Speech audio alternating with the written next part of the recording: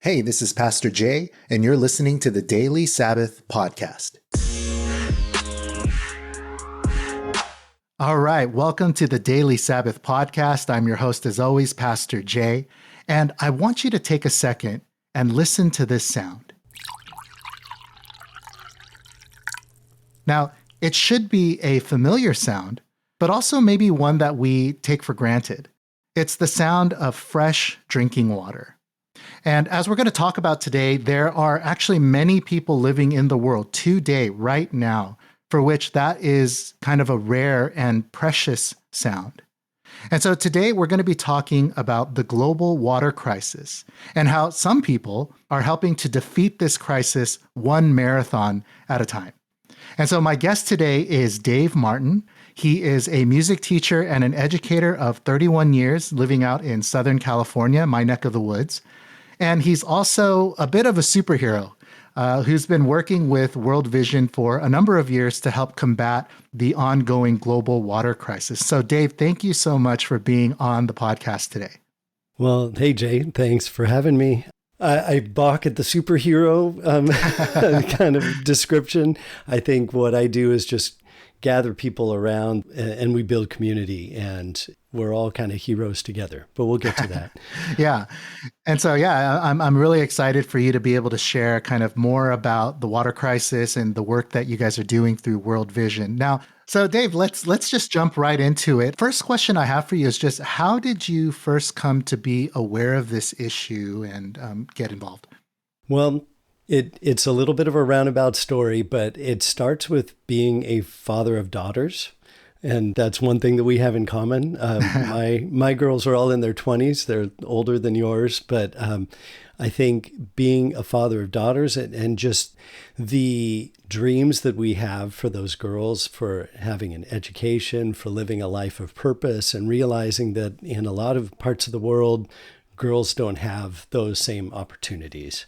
They aren't expected to go to school, or school is a luxury, and it's something that the family can't afford because they need the girl to be at home taking care of sisters or siblings or collecting water. So just that's part of my heart, is just a heart for girls and for the opportunities that they deserve to live the fullness of life in whatever they want to do and become. And the other part, you just mentioned being a teacher. I teach music, but really music is, and I've always felt this way, music is a conduit for community. The music is great. I receive a lot of joy making music with kids, but really at the end of the day, the music is a conduit for the relationships that are formed, the friendships that are formed, the skills that are learned. And so it's that value in investing in children. So every minute of positive input into a kid is something that's going to pay off. And that's sort of a legacy that lasts well beyond our lifetimes.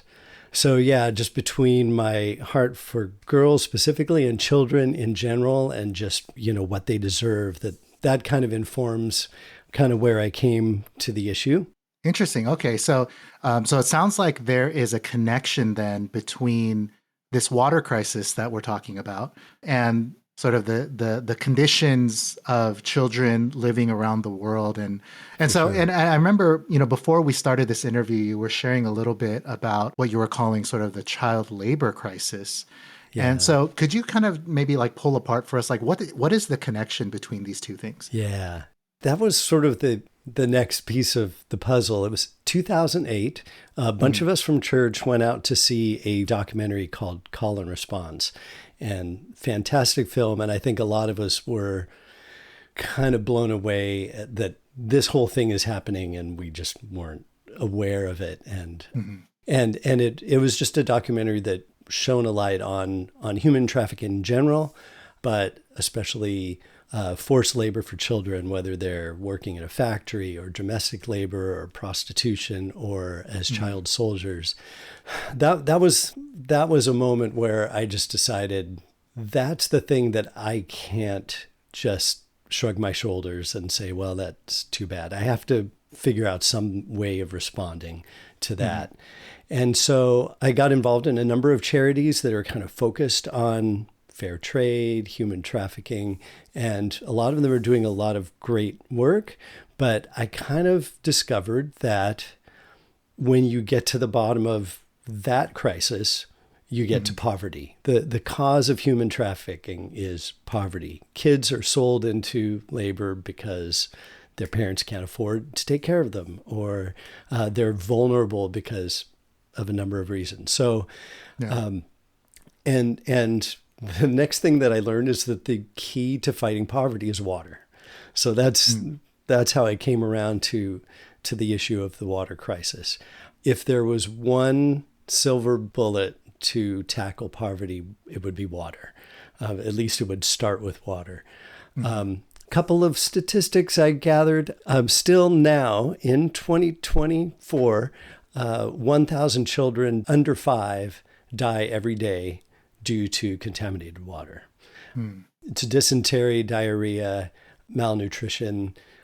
So that statistic is still happening. There are currently 703 million people that lack access to basic drinking water. That number has decreased quite a bit because there are a lot of people that are working on that, but that's still 703 million people is still a lot.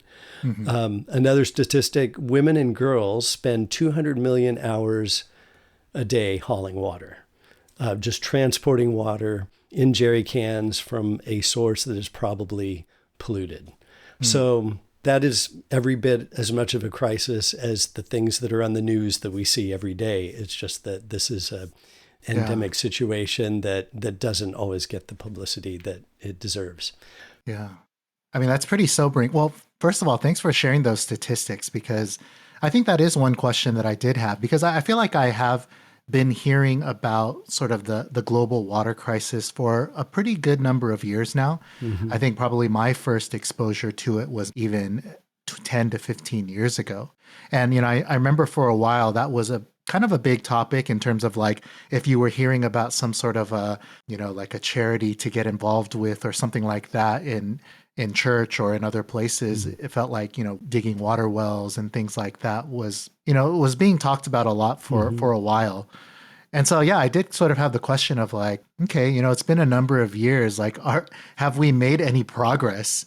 And so, I mean, it's helpful to hear that the number has gone down for sure. There are organizations that are working on it and the number is going down, but it's still as high as 700 million people who don't have access to regular, fresh drinking water. So that's, it's definitely pretty sobering.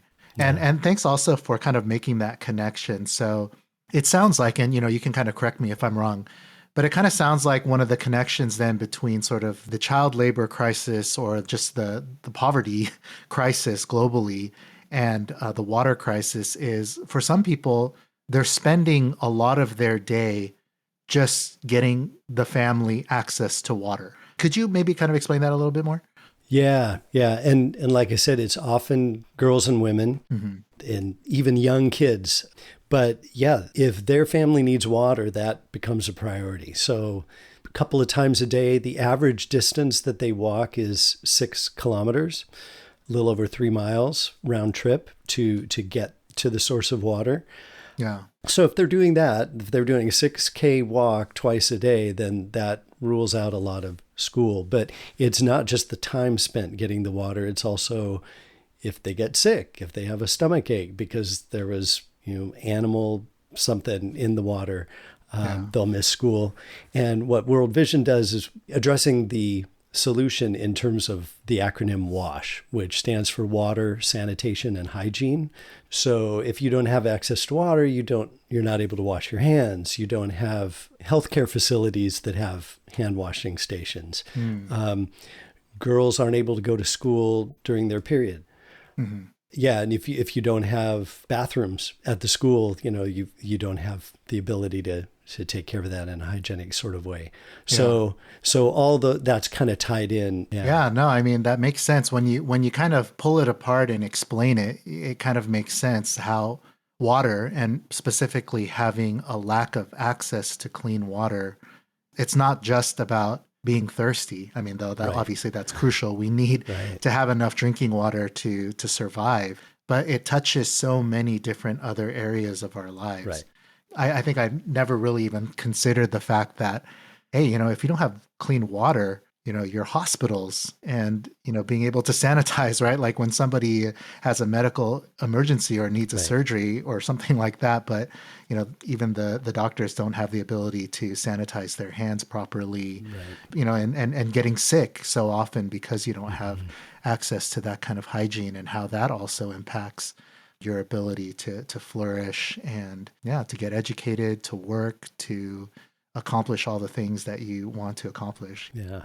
Matthew 25:31-46 is that story of the sheep and the goats. And maybe it's intentional that Jesus mentions, Lord, when was it I saw you hungry and gave you food, or thirsty and gave you something to drink? And he really puts it in unequivocal terms that somehow that act of providing food and water to people that need it is something that makes a difference between those who are part of the kingdom of God and not. So it's just another thing that kind of makes me, we can't just not do anything. Yeah. Yeah. I think the other thing that you said that really struck me is, because I tend to be a very kind of like systematic thinker. And in fact, my day job is in operations, right? So we really think about efficiency and systems and, but what's the most logical and the most efficient and most effective way to, address a problem or to get something done. And so something that I appreciate also about what you said there is it's not just that you're thinking about the water problem, but it's very strategic in that if you want to address these different issues of human trafficking, poverty, in particular opportunities for women and girls around the world, well, one way you can address all of those issues is by addressing the water crisis. And so I don't know, that speaks to me just as sort of like this systems and operational person, like, if you can get to a root problem, to this upstream problem that's going to have an effect on all these downstream things, like that's the best place to start. And pun so, intended. No pun intended. Oh yeah, that's true. Pun intended. And so I really appreciate just sort of the logic of it, right? Because, we don't want to just be sentimental and it's like, okay, I'm going to throw my money and my energy into something to make myself feel good. But actually, what is the most effective thing that we can do? Right. And what is the most effective thing that we can throw our time and our energy and our money and resources into? So I love that. Yeah. And it's not the most glamorous thing. And, when I first heard about children being abducted as soldiers, I just wanted to go after that guy that was abducting the soldiers. It's like, you just want to chase that guy down and bring him to justice. It would be very exciting, but it wouldn't be tackling the root causes, and it would be very inefficient. Yeah.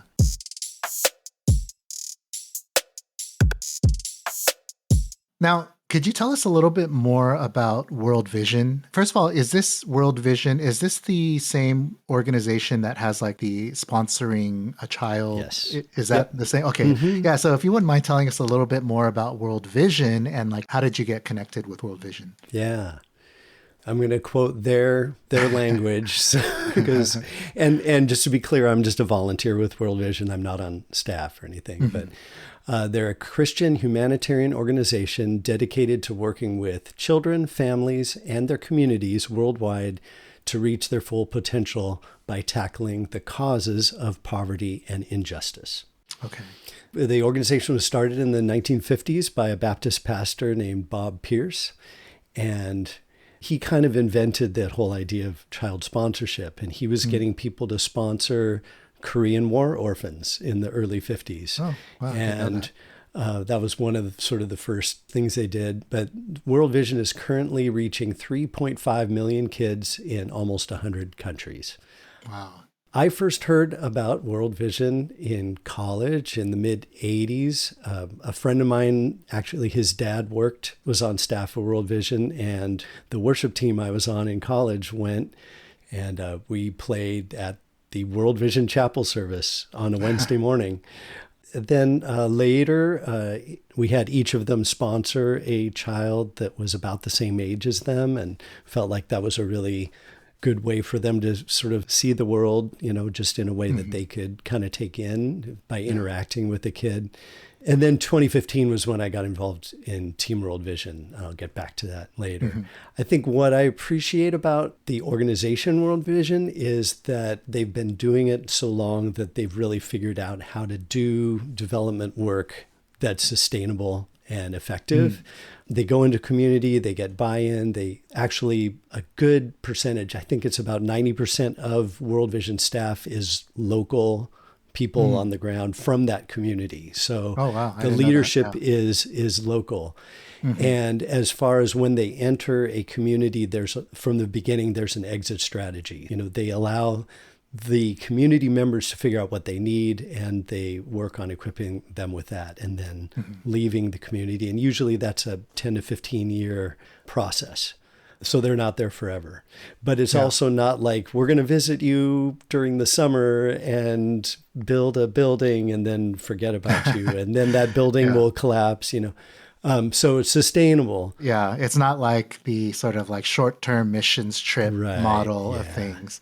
Those are all things that I did not know about World Vision, but that definitely makes me kind of feel good about their model and what they're doing out there. Another thing I appreciate is that they're very clearly a Christian organization, but they don't require that people that are benefiting from their services become Christian. So they're actually welcome in a lot of countries that are predominantly Muslim or might otherwise be kind of resistant to missionaries. Yeah. And then water is a big part of what they do. World Vision is the largest non-governmental provider of clean water in the world. Oh, wow. They reach a new person with clean water every 10 seconds. That's amazing. So they've been doing a lot, and they know how to do it. That's great. So like you said, you're not on staff for World Vision, but you're a part of this thing called Team World Vision, and you guys specifically are focusing on water. So can you tell us a little bit more about that? Yeah, Team World Vision started in 2005, the Chicago Marathon.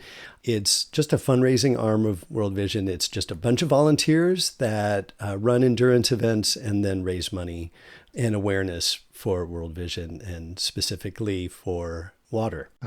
And the question is, what is the connection between marathons and sorry, I'm stealing your question, but what's the connection between running a marathon and water? And the answer is there isn't really, but doing a big event like a marathon is something that attracts people's attention. And so, it grabs attention. And a lot of other charities do endurance event fundraisers. What I've found is that the more important thing is that the marathon becomes a conduit for community. The same way music is a conduit for community in my classroom, the running becomes a conduit for people to gather and experience community. The donors, the sponsors, the runners, and the people that are receiving the benefit of the water. It's sort of this big, amazing thing. Now, so all of the runners then for Team World Vision then are also just like volunteers like yourself who just volunteer to, hey, I want to be a part of this run that Team World Vision is doing. Yeah. Can anybody join that? Anybody can. You can go to teamworldvision.org. You can find a race in your neighborhood. I've seen people healed of emotional baggage. I've seen churches that were kind of on the verge of dying become renewed and revitalized because a lot of people in the church just sort of rallied around this cause. So there's definitely transformation that happens in the runners and around the runners, not just the people that are getting water. I mean, I feel like there's a lot of people just in general who, they look to running, or they get into running as a way to kind of like, address their physical health, but also a lot of times, I think you're right. Like a lot of times people, they get into running and it is sort of like a very like spiritual, emotional, mental health sort of a thing for them. And so it's awesome that that's a way that people could either as a solo person or even as a group or even as a church, they could, get together and be a part of doing something like this. And also, raising money for the water crisis. That's cool. Yeah. And Team World Vision loves people that have never run before. So for anyone Okay, that so you don't have to thinks be of a certain skill not level to do at it. all, you can be Uh, a walker, you can be a uh, run walker, you can be a couch to 5K type person. mhm. Really, those are some of the people that have the most compelling story to share and sort of the most significant experience. Yeah. For me, I was a runner before I discovered Team World Vision, but when I started in 2015, it just so happened that the church I was a part of had suddenly closed its doors, and Mm. I was about to start a team in the church. And when that happened, I just got some friends together and we made their own team. But really, those Saturday morning group runs for that Mhm. little stretch of time, that was my church. That was my Saturday morning church. And Mhm. it sort of got me through what was a pretty difficult time. You know, it's just got me thinking how a community of people that care about each other and live out their calling together and serve, minister together in Jesus' name. I mean, Mhm. that's church. So Yeah. that's definitely what it was for me. Now, just out of curiosity, like I'm just kind of thinking through how it works. Like, let's say I do go find like a run that's happening locally, and I decide to sign up, and it's just me, because it sounds like you got a group of people together and you guys train together. Like, if I just sign up for a run by myself, will there be some sort of like organization of like team practice? I don't practice is probably not the right word. Team Yeah. training runs along Yeah. the way, facilitated by the Team World Vision, or is it just kind Yeah. of on you? Yeah, there's a tab on the Team World Vision website where you can find a group run, and there are hundreds of group runs across the country. I have this statistic. In 2023, Team World Vision had 32 events with 5,484 participants from churches and teams. Hmm. Wow. And those 5,000 plus people raised $7.7 million, providing Wow. clean water to 155,000 people and sponsoring 1,396 children. So Yeah. it's a pretty significant impact. But Uh-huh. the fact that you've got so many people across the country, Hmm. you're going to find, I would recommend finding a team or getting your church involved and doing it together. Now, just out of curiosity, how many years have you been involved with Team World Vision, and how many runs have you personally been involved in? I started in 2015, and the London Marathon will be my 11th event with Team World Vision. Wow, 11. Whenever I think of long distance running, I'm just always amazed by people who run marathons. Like I've always been like an athletic person, and I grew up playing a lot of sports, but endurance and long distance running have always been my Achilles heels. And so when I think of somebody running a marathon, and just because you volunteer doesn't mean you have to do a full marathon, right? You could Right, do right. like a 5K or something like that. But yeah, just when I think of people running marathons, is just incredible to me, which is why I kind of said at the beginning that you're kind of a bit of a superhero to me, like that you've done this so many times and raised so much money. Have you been able to actually like sit down and like quantify how much money you've been able to raise? Yeah, and just to speak to your, I go back to anybody can learn to play an instrument, and Mhm. anybody can run a marathon. It's just putting in the time and being consistent. So Yeah.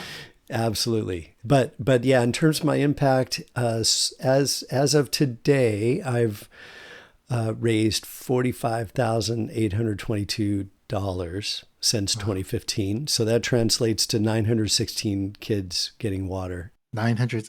Actually, can you break that down? Like, so how do you get to that 916 kids getting water?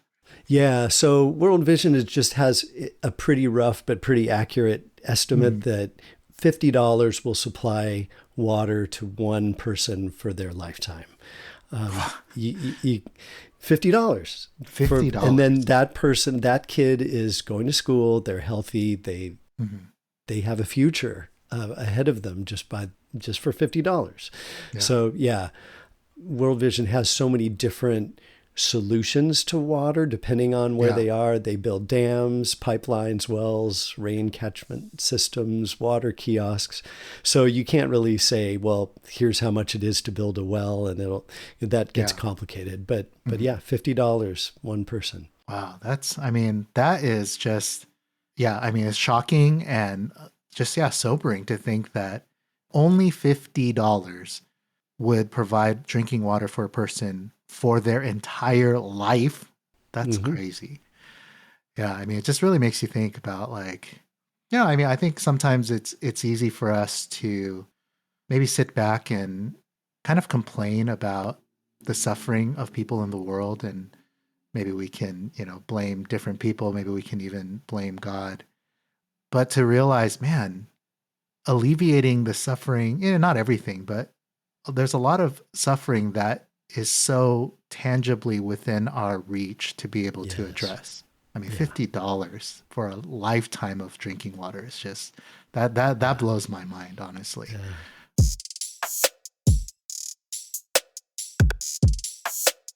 So there is hope. World Vision has a goal of reaching 30 million more people with water by 2030, and Mhm. they're tracking the progress with this campaign they're calling Finish the Job. Mm.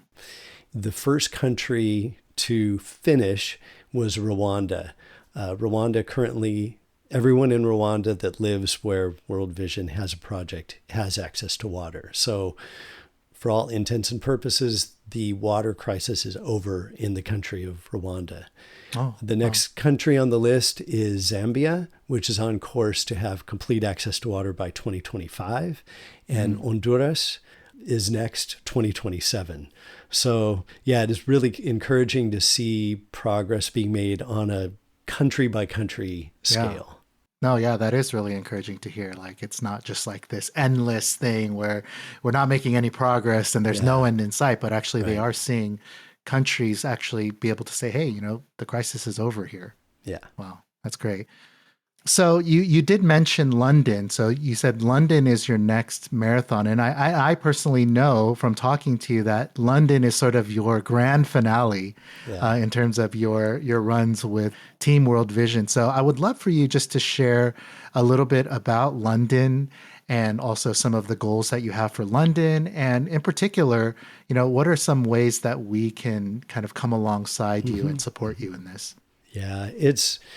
I mean, come on, I'm a Beatles fan. I'm a musician. London just has a lot of, Mhm. it's just a place that is close to my heart, even though I've never been there before. So I'm just really excited to be able to run through the streets of London for 4.5 hours and just experience the city in that way. But really, I'm just humbled to be a part of this team of 24. It's just 24 of us, Team World Vision Mhm. people, that have been invited to participate in this event. So, it being such an epic event, I'm setting an epic goal of Ah, $1,000 raised for each mile run. So that's $26,200. wow. Which is huge, and I won't do it without a lot of help from a lot of friends, Mhm. and so definitely want to invite your listeners to just come alongside and be a part of the solution to the water crisis. Yeah. My team of 24, of which I am a part, our goal is to raise $450,000 with this Wow. event, and at this time of taping, we're about a third of the way there already, Oh, and we awesome. still have 17 weeks to go. So Mhm. I'm super impressed and kind of blown away with just the high caliber of these people. Mhm. I'm inspired. Okay, so yeah, you got some lofty goals set, but Yeah. it seems like you guys are making good progress, and Yeah. I definitely want to invite everybody who is listening. I know that you guys are just meeting Dave, probably a lot of you guys, but just to see the work that he's been involved in and the good work that World Vision is doing, and just yeah, $50 to provide clean drinking water for a person for their entire life. And so definitely want to encourage you guys to get involved. Like if people did want to help donate or sponsor you, what would be the best way for them to do that? Yeah, so I put together a tiny URL. So hopefully this is easy to hear on a podcast, but I know you'll put a link in Yeah, show notes. definitely. tinyurl.com/Dave Runs for Water. Hmm. All one word, capital D, Dave Runs for Water. That'll take you to my page, and you just click on the button that says support me. Super easy. Yeah. Okay. And yeah, we will definitely provide that link in the show notes. So make sure you guys go there. Shoot, you can leave the episode right now and go there if you have it on your heart to donate. Yeah. Come back and finish the episode later. But so I think right now, at the time of airing, it should be the beginning of February. And so I want to encourage you guys to donate right away because Dave, when is the marathon in London? It's April. Early April. Okay, so it's coming up. It's coming up quick. And so we want to encourage you guys actually to donate by February 29th, if possible. And I think actually, Dave, you had a little bit of an incentive for our Daily Sabbath listeners to donate. Do you want to share about that? Yeah. And just echo, do it now because I know I'm exactly the same way. I'll forget about it as soon as I put my phone down. So go ahead and pick up that phone, follow the link. I have 3 copies of this amazing book, Running for My Life by Lopez Lomong. Lopez is a U.S. Olympic runner. He's also a partner of World Vision, but he has an amazing story that's shared in this book of how he was abducted to be a child soldier in Sudan and escaped and made it to the United States and became an Olympic superstar. So I have 3 copies of the book. For any of your listeners that donate by February 29th, I'll randomly pick 3 winners, send them a copy of the book. All right. So make sure you guys go to the link to donate. And when you make the donation in the comment section of the donation, make sure you mention Daily Sabbath. You could just put Daily Sabbath. You don't have to write a sentence or anything like that. And then after February 29th, Dave will randomly select 3 of you guys to receive a copy of this book. And Dave, I mean, I know we've been talking about $50, but is there any actually like limit in terms of donations, like minimums or maximums or anything like that? No.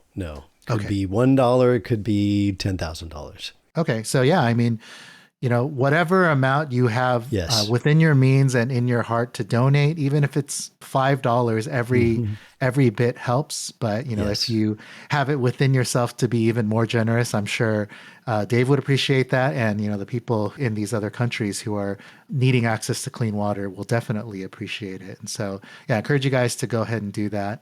But Dave, thank you so much for just taking time to be on the podcast and just sharing so much, just information with us about what's going on in the world, and also just for sharing your example and your testimony with us and how you could have just sat by and said, well, somebody should do something about it. But, you actually made a decision and, have made an incredible, I think you said 900 plus people have access to clean drinking water because of just you running and telling people about it. So thank you so much for sharing all of that with us. Oh, thank you.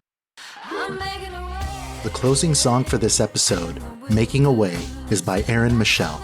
The Daily Sabbath is a Provision podcast production. If you're enjoying the show, please leave us a rating and review and share this episode with someone. You can also check out all of our links in the episode description. I walk a hard and dusty road. I'll choose the desert all alone. Forsake a lavish life to speak truth to power. I got a wild streak in me, it's who I make it be. And I don't care what people think, 'cause now is the hour. Destiny is calling me out.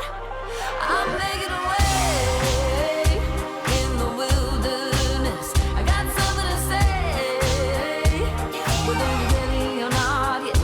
Here to say, better run to the river, yes. I'm making a way, 'cause change is coming.